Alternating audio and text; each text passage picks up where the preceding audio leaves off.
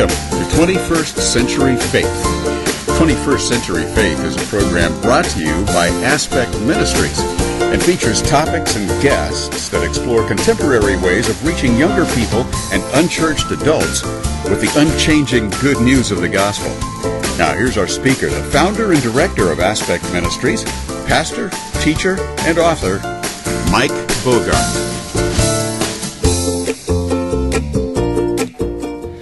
Hello and welcome to 21st Century Faith on this very hot June 29th, 2015.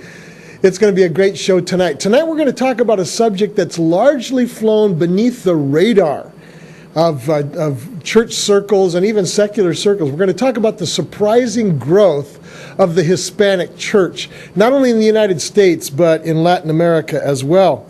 And really, the evidence has been right in front of us for several decades as the overwhelming influx of Hispanic immigrants to the southwestern United States has occurred. Along with that has sprung up many churches of the evangelical type or the Pentecostal type. Lumped together, these are called the renewal movement among Hispanics. And so we're going to talk about that tonight with my guest, Pastor Jonathan Villalobos. We'll call him up in the next segment. But along with the church growth, there's been a growth in Spanish Bible literature, Bible study material, worship formats, and worship material as well has been a part of this. And so it's been a kind of a surprising thing. Not too many people that are not part of the Hispanic church have paid a lot of attention to it, but it's something that is going to impact the church in the 21st century and is already doing that. More on that in a moment. Right now, we're going to talk a little bit about what Aspect Ministries can provide for you. Aspect Ministries is the sponsor of this show. I'm the president of Aspect Ministries.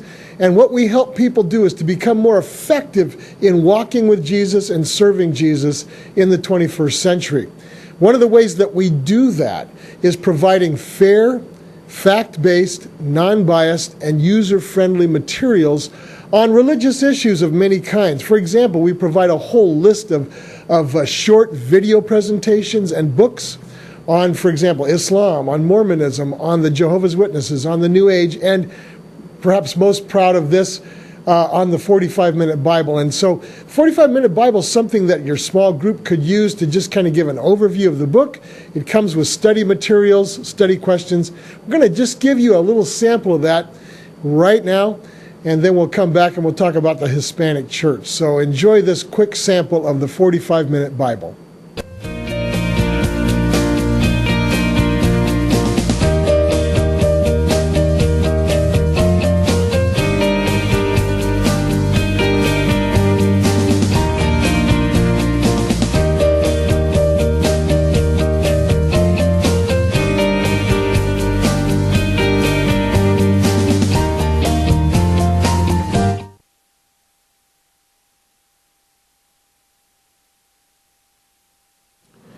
And of course, you can access these materials on our website for our educational training division, which is called Mind Cuisine, MINDCUISINE.com. Just go to the products tab, and those products are available for purchase there. And we'd love to see you use them and to be blessed by them. Well, our topic for the show tonight, as I mentioned before, is the surprising growth of the Hispanic church in the United States, but also in Latin America. More properly, the topic should be focused on the growth of the evangelical and Pentecostal branches of the Christian church. Sometimes these two related branches of Christianity are called the renewal movement. So let's drop back a little bit. I don't normally talk about history a lot, but I think for this show it's important that we understand something about the history of the Hispanic church and their exposure to Christianity. So, Roman Catholicism has been the dominant form of exposure to Christianity among Hispanic people for the last 500 years. Christianity came to the Americas, of course, with the Spanish and Portuguese back with the discovery of the Americas by Christopher Columbus in 1492. And from their initial bases in places like Cuba and the Dominican Republic and Puerto Rico in the Caribbean, the Catholic missionaries spread out into Central and South America to bring the native populations into Catholicism. So the process continued, and the conquerors would go something like this. The conquerors would arrive in a region. The missionaries would begin to preach the gospel. You can see they'd be baptizing people. They would spread the message. They would invite the native peoples to show up for baptism. And at some point, these people would be baptized in Mass. And now new names, Catholic names would be given to these people. So instead of an Indian name like Itzcatzihuatl or Cuauhtemoc or something like that, the missionaries would say, your name is now Maria, your name is now Isabel, your name is now Juan, your name is now Pedro. And so they acquired not only an exposure to Christianity, but they acquired a whole Catholic culture with it. And so by the 1520s, you'd find Hernan Cortés landing on the coast of Mexico, and of course that year or so process in which the Aztec Empire really fell to the Spanish. And in places where there had been Aztec or Mayan or Tlaxcalan shrines, the Roman Catholic Church tried to build a chapel or a church or a cathedral in each one of those places. For example, the largest pyramid in the world is not in Egypt. It's in Mexico, very near Puebla, a place called Cholula. And it was a place of human and even child sacrifice back before the Spaniards. And what the Roman Catholic Church did was they leveled all of the traces of native religion and built a cathedral on top of the pyramid in Cholula, which you can see to this very day. And if you stand on that pyramid of Cholula, and you can look around for 360 degrees, and you'll see literally dozens of churches and chapels built on the sites of ancient religious activity of the natives in that area. If you go into Puebla, for example, you will see the Cathedral of Puebla. And as someone who's not Catholic myself, and I don't frequent Catholic churches, but having entered the cathedral in Puebla, my jaw literally dropped at the size, the scope, and the magnificence of that cathedral. You walk just maybe 10 minutes from there, and you can go to another church that was built in the 1500s, shortly after the conquest, the ceiling of the chapel is covered with beaten gold. And so this is the lavish Baroque European exposure to Roman Catholicism that the peoples, at least Mexico, and I think that this was reduplicated in Brazil by the Portuguese and throughout the rest of Latin America by the Spanish. This is the exposure that they had. So it's not like the peoples of America, the peoples of Latin America, it's not like they had no exposure to Christianity before the last 50 years. They certainly had a lot of familiarity with who Jesus was. They understood some things about the Bible. They knew a lot of theology. And so what we're talking about now is the exposure to Protestant Christianity, and particularly evangelical Protestantism and Pentecostal Protestantism, that is just mushrooming throughout the Latin American world, to the place where a very famous Mexican newscaster, I believe he's actually Spanish, but he broadcasts in Mexico. His name is Joaquin López Dóriga, a very prominent newscaster in Mexico, said a few years ago that if current trends continue as they are, then Mexico will be 50% evangelical Christian by 2025.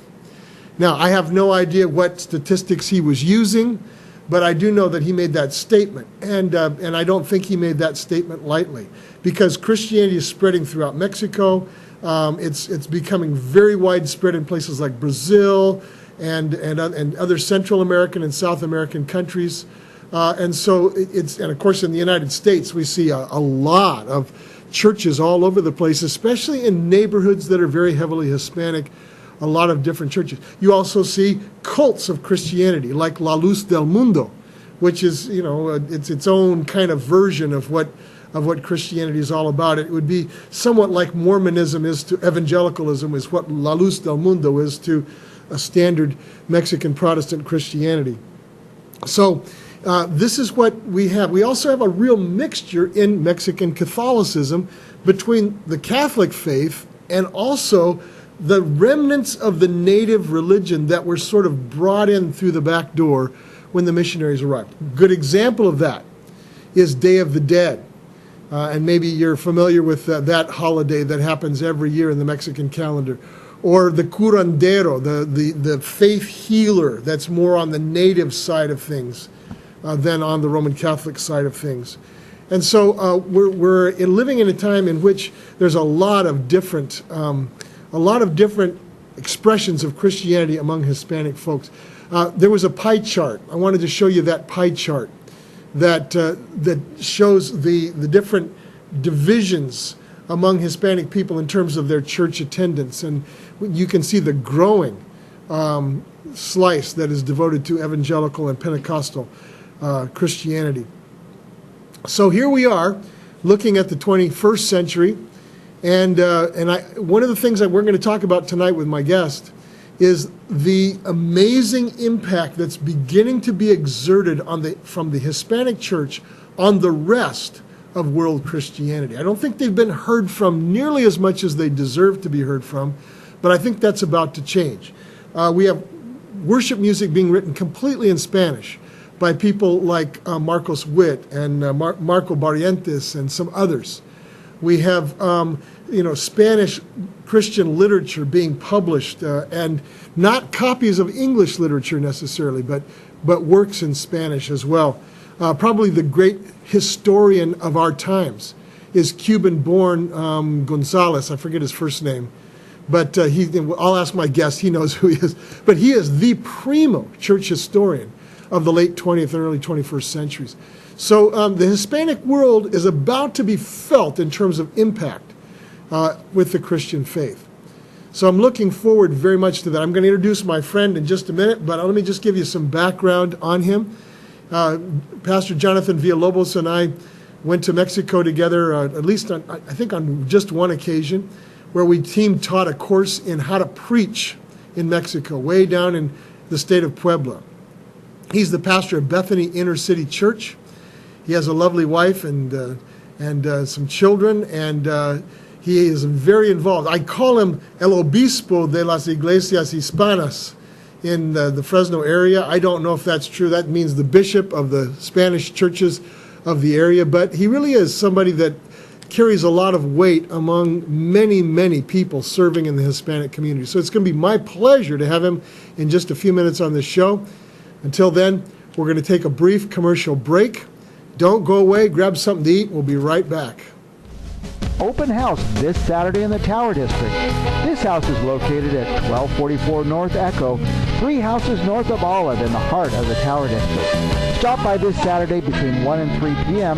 or call 486-6758 or go to MikeBriggsProperties.com. See all Tower District listings by all agents at TowerDistrictProperties.com. Looking for a home in the tree-lined Fresno High area? Come to our open house this Sunday at 1 p.m., 636 East Cambridge, just east of Van Ness.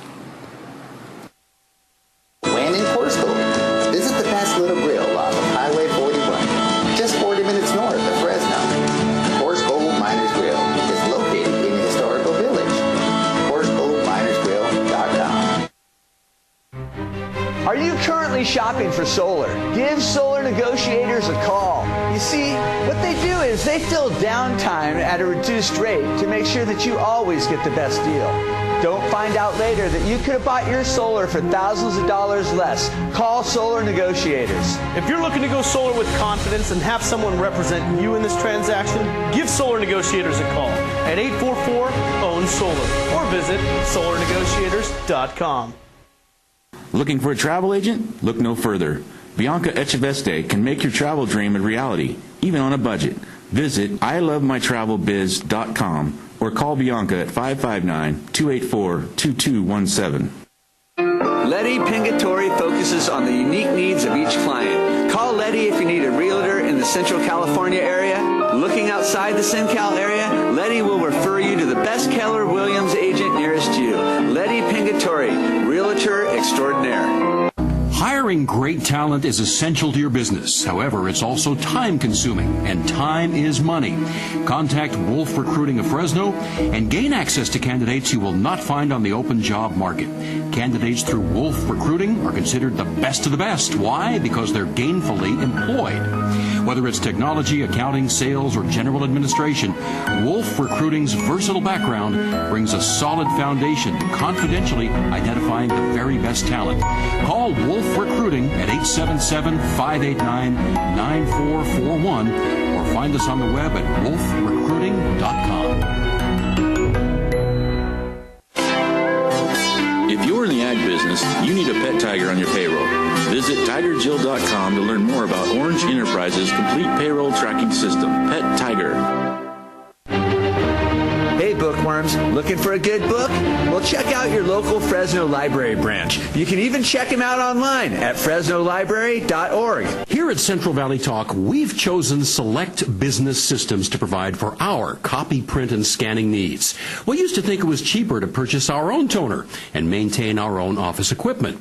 But now, with the expertise and experience of Select Business Systems, our office workflow is running at peak performance, saving our company time and money. They've truly set us up with our new sharp multifunction copier, streamlining our office with the press of a button. To find out how you can improve your office technology, call Select Business Systems at 446-0123 or visit their website at selectsharp.com. Central Valley.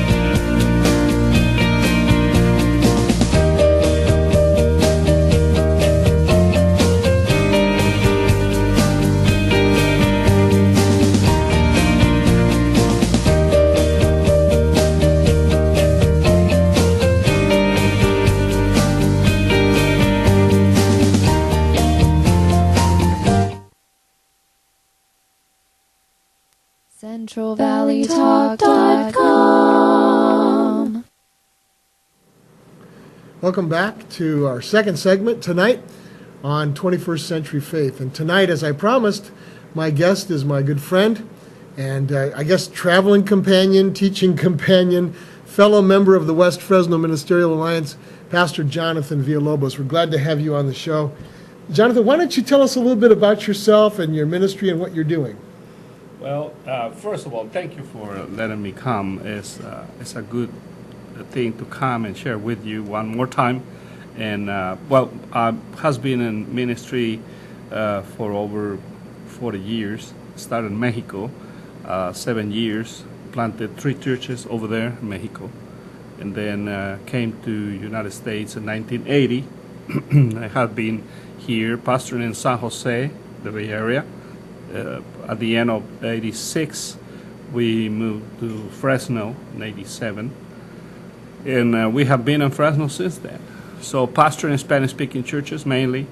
But we have been adventure on the church that we're pastoring now, which is Bethany Inner City Church, for close to 20 years next year. Is that right? Yes. Wow. And that's an English and Spanish church? Well, now it's bilingual, but the original idea was to start a Spanish-speaking church.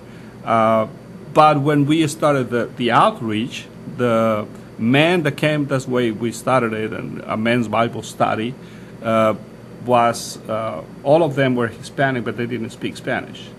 So that was the first challenge to minister in English. Actually, I think my English is very good. Some people don't understand, but that's the problem, you know. So I don't. Anyway, but yes, our church started as English speaking. Now, this year we have committed to actually start ministering bilingual. So our services are very bilingual now on Sundays. Oh, great. And we do a downtown inner city ministry, basically. So I tell, we are a small church, but I tell our people we are a multi-campus church, because on Sunday we are at the campus of First Presbyterian Church. They gracefully have invited us to come to the campus, and we are able to rent from their facility. Well, you can call that a rent, but it's a blessing to be there. And also we are ministering on Tuesdays, a food ministry for people in need at World Impact. And then on Fridays, my associate Nancy Donat, who's the youth leader, is having every other Friday teen night. So during the week, probably we minister close to 200 people. but in different settings. And some people, I mean, some youth come on Sundays, some people from Tuesdays come on Sundays, but there is basically different type of people. Great. But yeah. Now, I know that there's a Hispanic pastors cluster that you're involved with, because I went to one meeting. Yes. But tell us a little bit more about that. Yeah, well, since I came to Fresno in 87, I looked for a ministry alliance, Spanish-speaking, and there was not. And so one of my mentors always invited me to say, when you get to a city, you don't think that nothing has happened. God has been there already. Right. So you need to look for people and what the God is doing. And so that's what I did, try to find out. And I didn't find any ministerial alliance in Spanish. So I started trying to know the Spanish-speaking pastors and coming together. But we have different efforts to come together. Some pastors that we have become with the years very good friends. Edgar Larios, Juan Wall, Pastor Santiago, and others that we have known each other for several years. We have done activities together and different things. But now, since about 5 years probably, or more, it's a very close group. We started as a prayer group, and then becomes more like a support group, and now it's a combination of Bible study, support group, prayer, and it's very interesting. And of course, it's always have to be food, you know. So we lunch together, and so it has been great. I don't think I could live on the East Coast because it's hard to get good Mexican food there. I'm sorry. Yes, it has to be. And like I said, pastors like Luis Milian, interesting brother from El Salvador, a Chinese Salvadorian, actually. Yeah, so it's an interesting group, very good guys, good friends. Well, and that sounds great, and I'm sure that they need the same kind of support that other pastors do as well. Yes. Well, let's jump into these questions, because we've got the whole rest of the show to do this, but I'm sure that they're going to take some time. Let's start with labels, because I never know whether to say Hispanic, Mexican, Latino, Chicano. There's different labels. What would you say about that? Well, all depends who you're talking with. So it depends on the person, depends on where they come from. I would say, for my taste, and that's very personal, I prefer to be called Latino. And of course, it's called Latin America. So from anywhere from south of the border, USA is Latin America. So I prefer to be called Latino. But Hispanic is because of the language. I mean, we are from different... there is people that are surprised as they found out that they are African descent Latinos. Right, sure. You look at them and they're black, I mean, but they speak Spanish. They have never spoke English. So, and they are Chinese, they are Japanese. We come from all over the world as well. And for example, Mexico, they don't call them Japanese Mexicans or Chinese Mexicans. They are Mexicans, in Mexico. But here, it's about identity. You identify yourself as Hispanic because of the language. Latino, you come from Latin America. Mexican American if you are Mexican descent, but you are American. Chicano is because of the culture. Because within the Latino culture, the Hispanic culture, there are subcultures, and every country has their own culture, and the language is common, Spanish. But and by the way, people think that I have people come and say, "Oh, well, I learned Spanish, but the real Spanish because I'm speaking Castilian." There is no such thing as a Spanish language. It's Castilian. That's what it is, so that's the language we speak. But we call it Spanish because from Spain. So all depends who you're talking with. So we're gonna. Is it okay if we talk about the Hispanic church tonight? Well, we can say the Hispanic church, sure. Because some come from Spain. Most of them never saw Spain in their lives. What are some of the key problems faced by Hispanic churches then? Here in California? Yes. I would say that basically identity is one of them. It's very challenging. as they come from, most of the Mexicans mainly, come from the rural places. Right. Most of them. They're not city people. They are not. Some more that you see now, but before, usually the people that come, they come from the rural place, little towns, and so they are accustomed to their type of life. And you go to the rural places, especially by the coast, people are very satisfied with the type of life. You know, easygoing, not a fast pace at all. I mean, you get up early in the morning, of course, but I mean, you be sure that you have your, what we call here breakfast, but it's not really breakfast as here. It's just coffee and pan and maybe some fruit. And then later on, the middle of the morning, then you have the almuerzo, that is actually might be lunch, but it's not lunch because it's in the middle of the I mean, people live, so their life is very, very easy and easygoing. And they come here, and everything has to be moved by the time, but, you have to be there at this time, and you have appointments, and of course, that's life here. So the challenge is acculturating themselves. Understand the culture here. Understand the way, why they do things the way they do things here. I mean, and it's a different mindset. Sure. For example, just to give an example, and here you come to the bus stop and you see the bus leaving, and you say, "Oh, I missed the bus." Missed the bus. Well, we say, "The bus left me." That's literally what we say. I mean, here you say, "I got a ticket from the police." Well, no, we say, "The police gave me a ticket." It's their fault. Yeah. So it's a different mindset. So Sure. Acculturating to the life here, to the way of thinking. And it's not, some people say, well, it's worse or it's better. I don't think it's worse or better. It's just different. Right. And Yeah. we just need to understand that different is not always worse. Maybe sometimes different is better, Right. Because, when you live under stress, under pressure, that's not good. That's Right. not better. You live a more relaxed life, well, that's better, no Right. pressure. Sure. Anyway, but that's the way it is. So I would say that acculturating themselves as they come here is a big challenge. Now, what role does the Hispanic church play in that acculturalization process? Well, yes, a very important one. But see, many pastors that pastor in churches here, especially in the Valley, it's interesting because they come and then they have never heard what we say among evangelicals, the gospel. And they grew up, as you said, as Catholic. And many of them are Catholic by tradition, by culture, but they are not really practicing.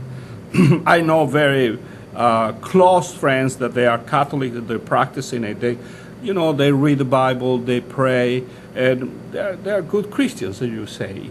But a lot of people, especially in Mexico and other Spanish-speaking We countries, got 30 seconds. it's more the culture, and it's just that. So really, the church has an important role in helping the transition on culture and helping you to understand the life here. But unfortunately, many pastors, as I say, are not doing that. They continue to be in their own circle, and they don't want to move, and that's a challenge, a big challenge. We'll get back to that. We're going to hold that thought. We'll see you in just a few minutes after this commercial break. Open house this Saturday in the Tower District. This house is located at 1244 North Echo, 3 houses north of Olive in the heart of the Tower District. Stop by this Saturday between 1 and 3 p.m. or call 486-6758 or go to MikeBriggsProperties.com. See all Tower District listings by all agents at TowerDistrictProperties.com. Looking for a home in the tree-lined Fresno High area? Come to our open house this Sunday at 1 p.m., 636 East Cambridge, just east of Van Ness. When in Corsco, visit the Past Little Grill off of Highway 41, just 40 minutes north of Fresno. Corsco Miners Grill is located in the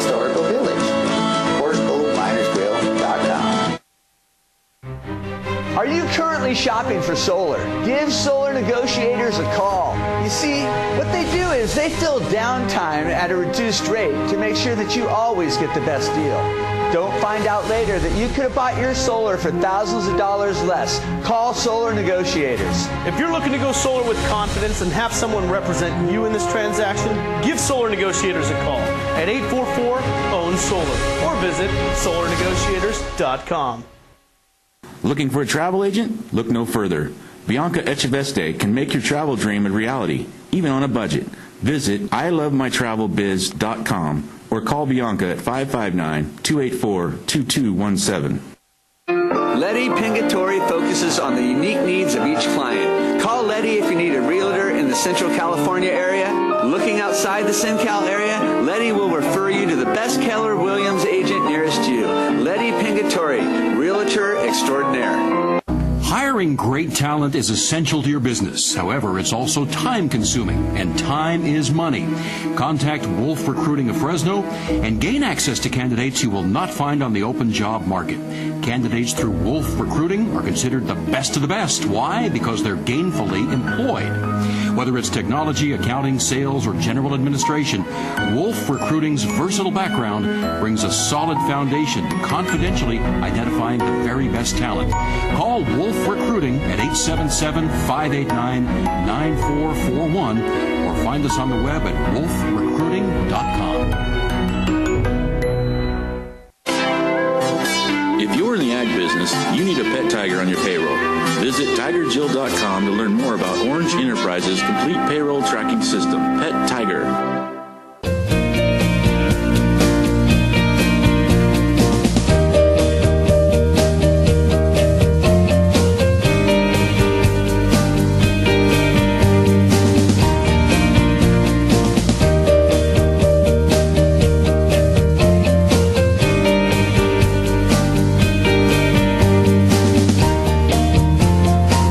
CentralValleyTalk.com. Welcome back to our third segment of 21st Century Faith. And tonight we're talking about the amazing growth of the Hispanic church in Latin America, but also here in the western part of the United States. My guest tonight is my friend and pastor, Jonathan Villalobos of Bethany Inner City Church. And we're discussing the issues related to this amazing growth of the Hispanic church. So, Pastor Jonathan, let's talk a little bit about, in your opinion, what is the most pressing change that should be made in our society related to Hispanic people? What are the problems they go through? Well, I would say the main one would be acceptance and being valued. We have many, especially here in the Central Valley, people that come to work, but they are looked at like if they are less than what they are. And for starters, they are creatures, human beings created by the same God that has created whites and blacks and others. Therefore, just because of that, we need to look at them as who they are. And then value them as the experiences and skills they have. You can ask farmers. Many of those people that come to work, their knowledge and experience and skills are the same of technicians. The type of labor they do, nobody else, number one, is willing to do it for the pay that they are doing it. And then second, know how. I mean, I remember that Mr. McCain challenged the nation, saying that he's willing to pay $50 an hour of people that are willing to do the work they do in the field. Because the complaint is, why don't you hire people from here, right? Well, you know how many people? 2K. One of them quit at the same day. I mean, that's true. I mean, I'm talking about realities. You know, that movie that came out, McFarland, USA, if you've seen that, the coach goes to work in the fields with his students. He doesn't make it. Exactly. I mean, because it's hard labor, and as a skill, it's not just hard of the strenuous of the working under the sun and the pressure. It's a skill. They know what to do, when to do, and how to do it, and they grew up doing that work. So their skill is. If people here are able to look at the people that work in the fields to say, there goes a hard-working person. There goes a person that has a skill that I don't have. And there goes the person that is able to bring the food that I have in my home and the fruit I eat. So valuing them, I think, is something that will contribute to them to feel as who they are and not less than what they are. And then, of course, there's the legal issues Of and course. all legal status and all of that sort of thing that we're still, for some reason, still working out. We haven't gotten to a solution yet. Well, you as you just told me in our break, you are amazed to find out that never in history before have been more deportations that at the present time of President Obama. More deportations under Obama Than any other time in the history. I mean, by far. It's not that it's a little bit more, and of course, if more people come. No, you're talking about a huge difference between the past presidents and history and his presidency. So that is something that needs to change, because we always need to understand that we need each other. I need what America has, and America needs what these people have. And it's a support, a mutual support, an understanding, and valuing that. So there is something that needs to happen in the mind of people. For example, there is people that say, well, why don't you they just go and apply for a paper, a visa, whatever? Because that is not that easy.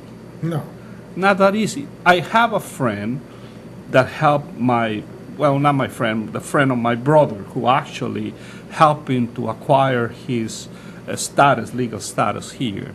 And it took him more than 10 years to be able to have all the things done.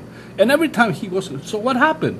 It's not done yet? They said, no, we need to. I mean, talking about a person that is willing to put his name, his finances, his business in line, so my brother is able to have his legal status. And I'm so grateful. He's so grateful for his family for that. But how many people are willing to do that? I know. It's so, true. And so it's very, very difficult.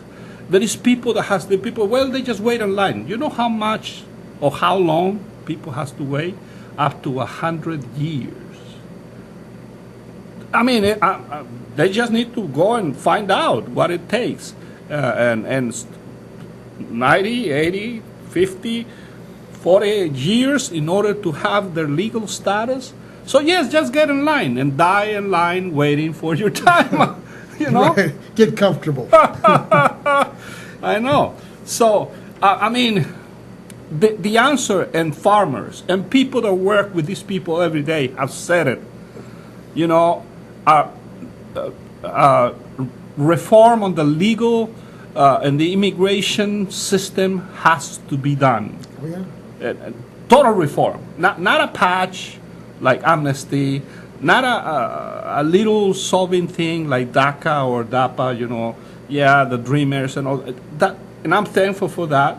And they are thankful for that. But those are patches. These are not a solution. And I never understand why people say, well, they just need to close the borders. What do they mean by closing the borders, securing the borders? How can you secure a border? I want to know. I haven't found anybody to tell me specifically how to secure the border. Well, they say, well, build a wall. I mean, what are you going to do? It's not possible. It's more easy to understand how to reform the system to be able to provide an opportunity, because this is the land of opportunity. That's right. So that is very important to understand. So, well, let's talk about this statement made by Joaquin Lopez Doriga, the newscaster on Mexican television, who said some years ago, he said, if trends continue, Mexico will be 50% evangelical by 2025. Thoughts on that? I will not contradict him.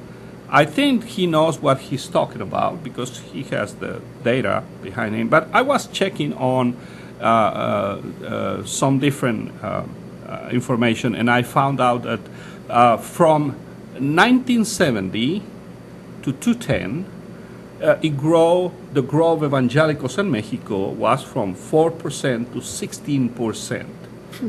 Okay, and 30 years. So we're talking about from 2010 to 25, 15 more years. So if that grows at that rate of that time, it's going to be another, 20%, they say? 20% more, it will be a total of 36%. But on the other hand, we know as things grow, it takes shorter time to grow faster. It snowballs. So So you can say there is many changes. Mexico's experiencing what we call a revival.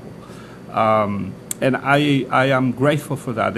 You mentioned one of the names, Marcos Witt, who actually brought a total revolution on the movement of praise and worship. As here it happens with the Maranatha singers and the praise revolution and all of that, he did it in Mexico.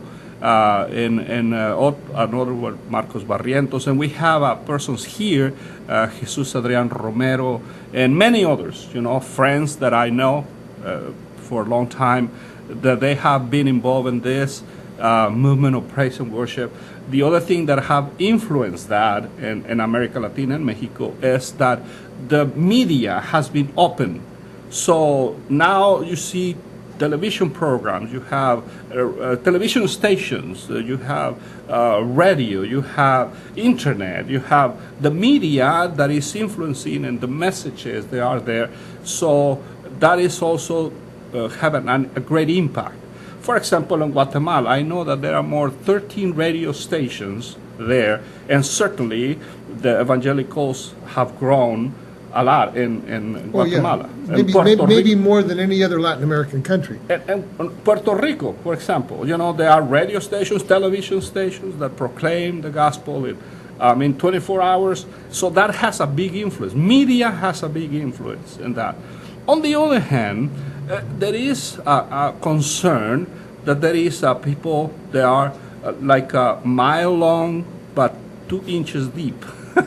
Because of that, Right. Anyway, but nevertheless, it is changing, and it's changing a lot, and it's changing fast. The other reason is because the ratio, I would say, of a priest and a pastor. Yes. A priest serves not only in one. I'm talking about Catholic priests. Catholic priests and the difference of evangelical pastors. It's a ratio of a pastor per average 200 people. Right. But a priest serves 1 to 6,000 people. So that has to do also a lot. The more personal contact, the service, all different things that has to do with that. Somebody said that has to do with economics. And yes, has to do in a way with economics also, because people are in need. So when you come to serve people and provide for the needs, as the Gospel say we should, feed the poor, help the widows and orphans, of course, that is going to make an influence on people, As somebody said, that first to be, primero comer que ser cristianos. I have to eat first and be a Christian. So it has to do with it. And that is also an influence, I would say. Well, we'll talk a little bit more about this in our final segment. Don't go away. We'll be right back with Pastor Jonathan Villalobos and the Hispanic Church. Open house this Saturday in the Tower District. This house is located at 1244 North Echo, 3 houses north of Olive in the heart of the Tower District. Stop by this Saturday between 1 and 3 p.m. or call 486-6758 or go to MikeBriggsProperties.com. See all Tower District listings by all agents at TowerDistrictProperties.com. Looking for a home in the tree-lined Fresno High area? Come to our open house this Sunday at 1 p.m., 636 East Cambridge, just east of Van Ness. When in Portsville, visit the Past Little Grill off of Highway 41, just 40 minutes north of Fresno. Coarse Gold Miners Grill is located in the historical village. CoarseGoldMinersGrill.com. Are you currently shopping for solar? Give Solar Negotiators a call. You see, what they do is they fill downtime at a reduced rate to make sure that you always get the best deal. Don't find out later that you could have bought your solar for thousands of dollars less. Call Solar Negotiators. If you're looking to go solar with confidence and have someone represent you in this transaction, give Solar Negotiators a call at 844-OWN-SOLAR or visit SolarNegotiators.com.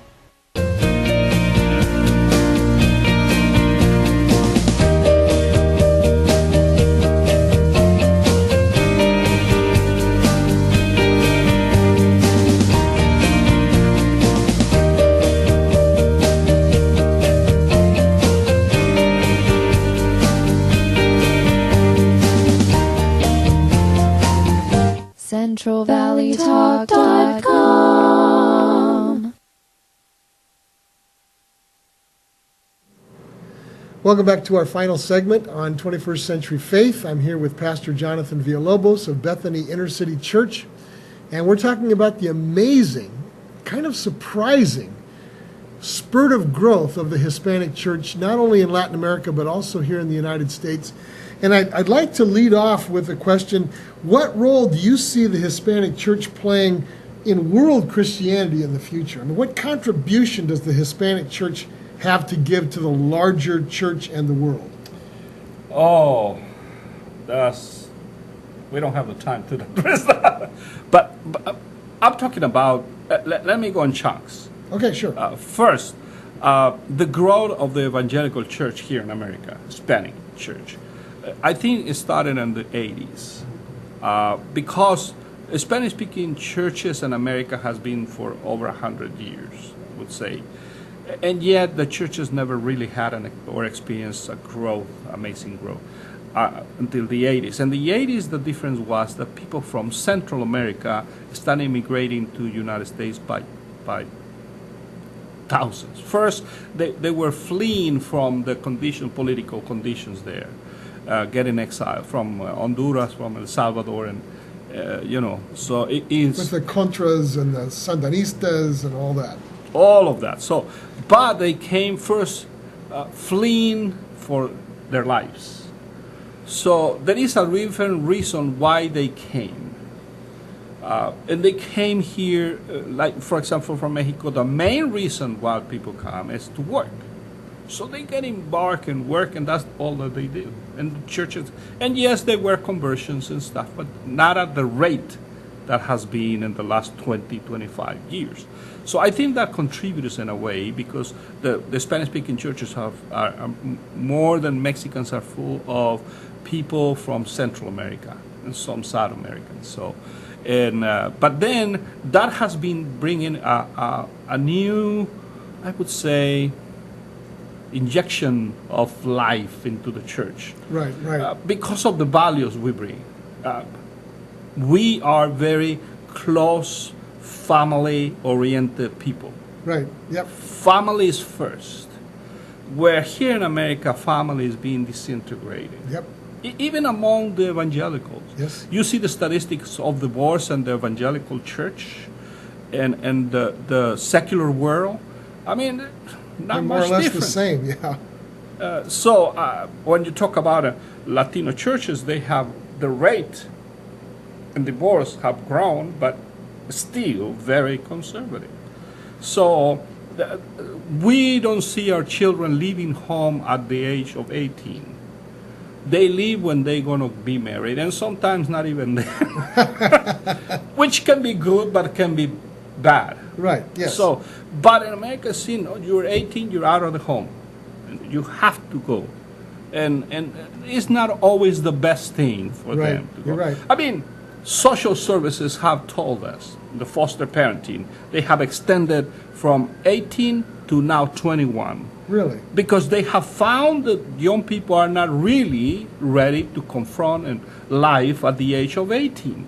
So that is something that we bring as a value that says, no, my children leave when they start their own family, their own home.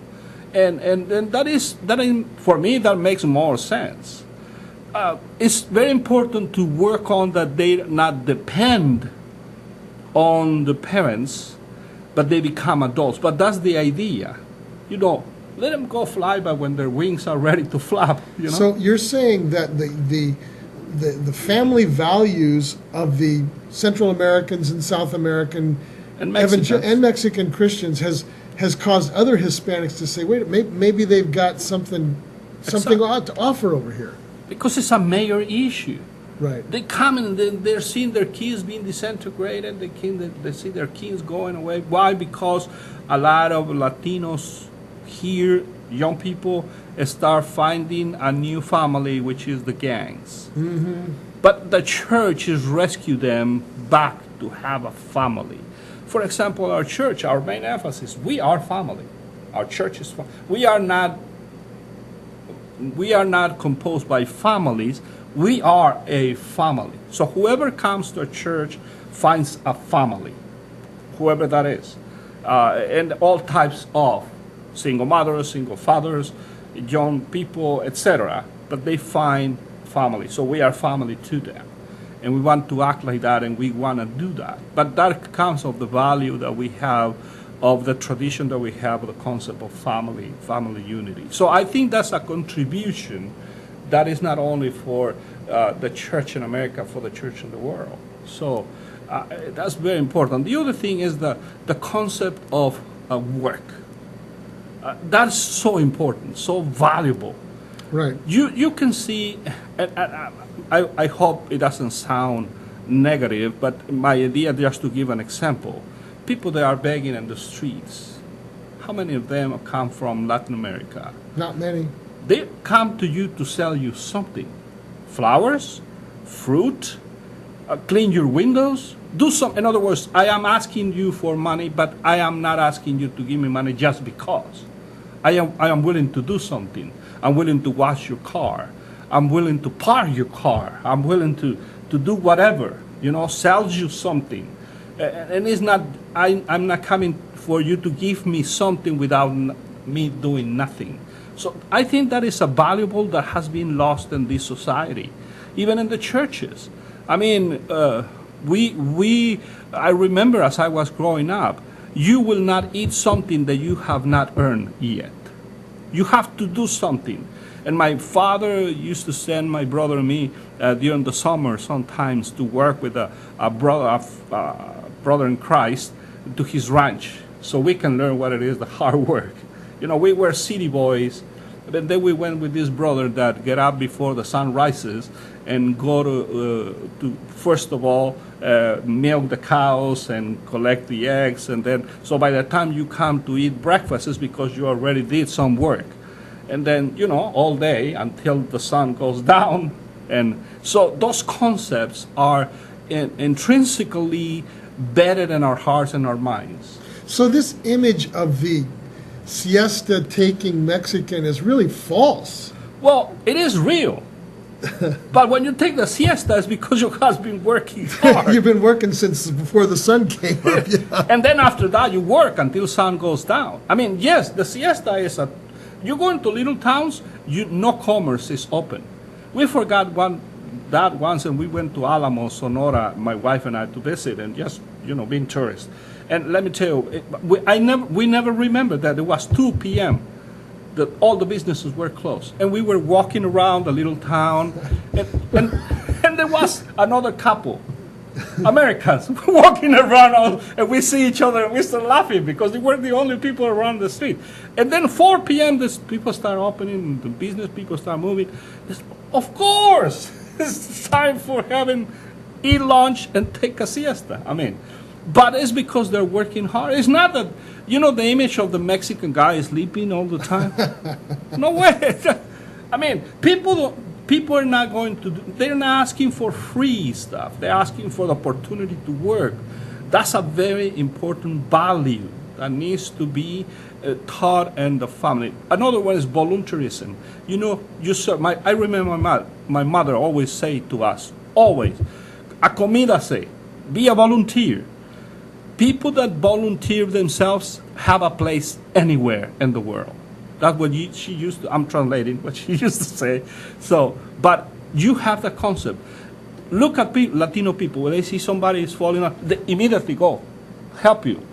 Can I help you with that? And there, of course, people come and they ask, you go to Mexico, to the airport, they come and say, let me help you with your luggage. Why? Because they want you to give them something, but not for free.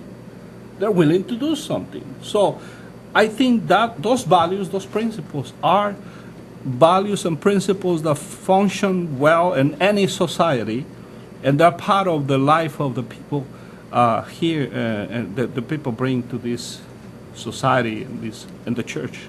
So there's a lot to be learned from the Hispanic church. Yes. Now, let me tell you something. People look at the Latino church or Hispanic church as people that need to hear the gospel. But I think that is changing. There are now the new missionaries in America. They are coming to preach the gospel. They are coming to bring principles based on the scripture. They are coming to bring life into the church study. Statistics, Mr. George Barna tells us that churches are being closed every day in USA. Not Latino churches. Latino churches are growing and opening new churches. A lot of those churches, those Anglo churches that close, are being purchased by Hispanic churches. Exactly. That's what it is, and that's what is happening. So the vitality, the principles, the values that Latino churches bring are something that needs to be considered of great value. Well, we've only got about a minute or so left, but I'm just looking at my list of questions. Where are the key areas in the Hispanic world that the American church can have an impact? Too many people going to Mexico? Yeah, well, I would say that it used to be the missionaries that go there. But again, that is changing. Now, since the revival that is taking place in Latin America, there are missionaries coming here. I consider myself a missionary. Sure. So I'm here in a foreign country, learn a different language, a different culture, and ministering to our church people. Because that's what, even though they grew up in church, but I'm ministering to unchurched people. So I'm a missionary here. Sure and so we come to bring the gospel. So it's something that is happening. And yes, I thank God for missionaries that went to preach the gospel. I remember those coming and visit our church when I was a kid and minister over there. But it's not always now the case. There are Latino missionaries being sent around the world as well. We've only got about a few seconds left. I want to thank Pastor Villalobos for being with us today. We could go on for another hour, easy. But our time has come to an end. And I think we need to see some good things happening. We'll be seeing some great things happening in the future with the Hispanic church as part of the great movement of God in the 21st century. So we'll see you next week, where we'll talk about missions all around the world. See you then. Thank you.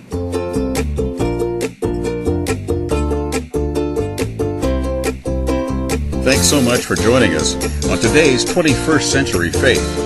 Mike Bogart would love to hear from you. So if you have any questions or you'd like to dialogue with Mike, please feel free to use the contact information you see on the screen.